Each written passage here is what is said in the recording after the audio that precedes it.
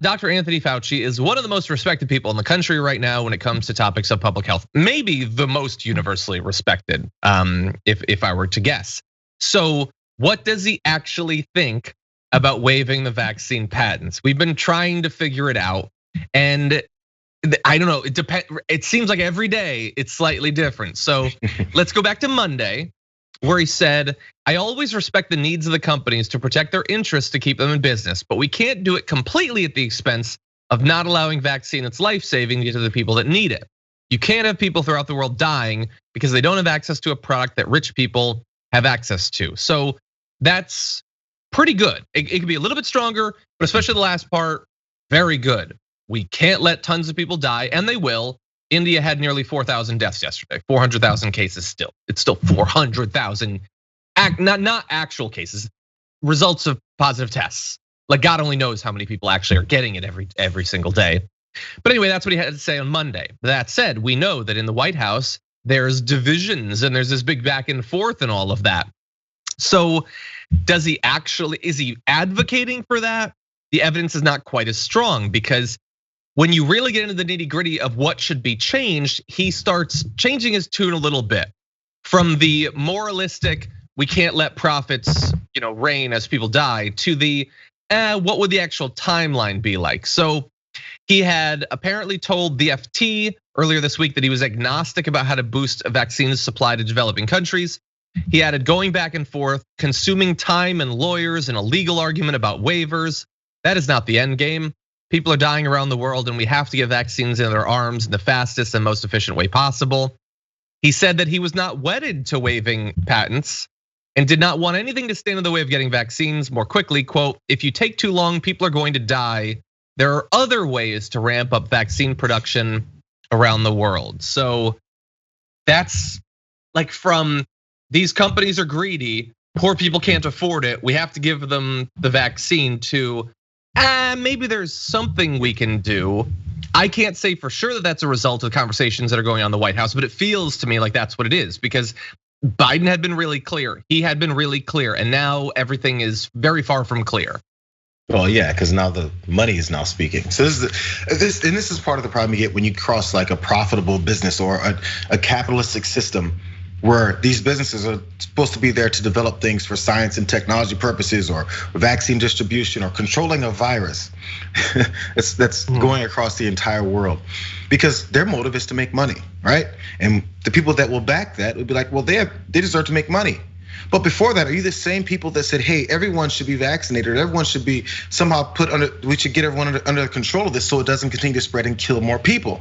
Because there's this moral responsibility to it. I'm not sure if it's considered responsibility or if it's just considered like a line that we say. So even just in our country, when we like to talk about how much we need to make sure that everyone is vaccinated, everyone's on the same page. Even before the vaccine came out, everyone's wearing masks. We're following social distancing guidelines, washing our hands, closing certain places so things won't spread as much. If we cared about all that, why is it suddenly we're closing the door on that happening across the world? It goes back to our normal, and Donald Trump came down that damn escalator and started preaching isolationism. So are we still isolationists on this when it comes to not helping the rest of the world control the virus? Are we on board with that, or is it only with our country? And then we close our doors and build a wall at our borders and make sure no flights come in, because that's what we're upset about too. So when we start worrying about corporations making sure that they're having control of all this money and not providing any more information across the world to control this, it kind of comes back against your original moral thought of we need to control this because people are dying across the world. Oh, okay, we got it under control here in America, so F the rest of the world. I mean, if that's your stance, that's your stance, but don't act like it isn't. And that's generally, I think, I would expect a lot of Americans would be perfectly fine with that. Whether they would ever vocalize that or explicitly think it, they will start to care less, which is why, I think it's good that the media is focused so much on what's going on in India to try to get people to not just be like, I guess I got it, it's not so bad. Although again, the poll shows that people are okay with the patents being waived. That said, what is going to happen, we don't know for sure, but in this CNN reporting from inside the White House, they say one option that has emerged is using the patent issue as leverage with vaccine makers to nudge them into ramping up global manufacturing capacity and donating or selling doses at drastically reduced cost. So I love that. It's like, okay, so we as a government could get rid of the patents, we waive them, and save a ton of lives, generate untold international goodwill. We could do all of that, that's within our power. Or we could nudge them. You just give them a little nudgy.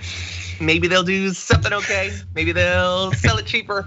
We do that. We're only the most powerful people in the world. We'll just, that's what they might do.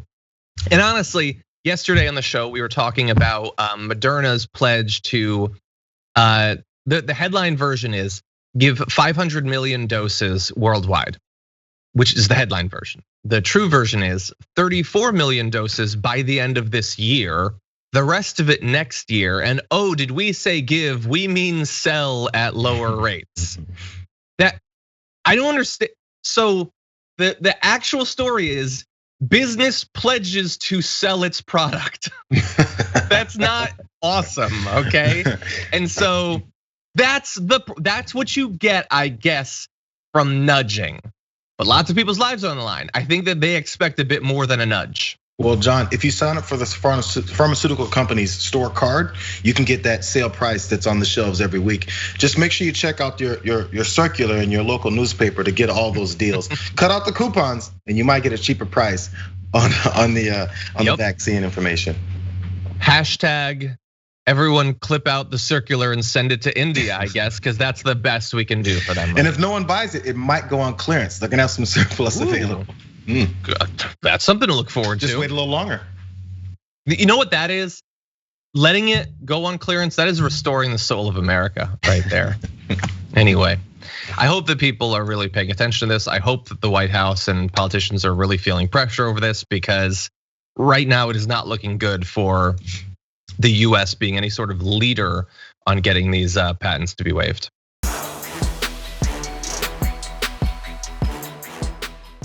Check out the Damage Report podcast each day, wherever you get your podcasts, whether Pocket Casts or Stitcher or iTunes. You can join me as I give you the news and stories you want, with a range of co-hosts and interview guests jumping in on the fun each day. Again, that's the Damage Report, wherever you get your podcasts. And if you get them at iTunes, don't forget to rate and review. Sometimes I'll read them live on the show.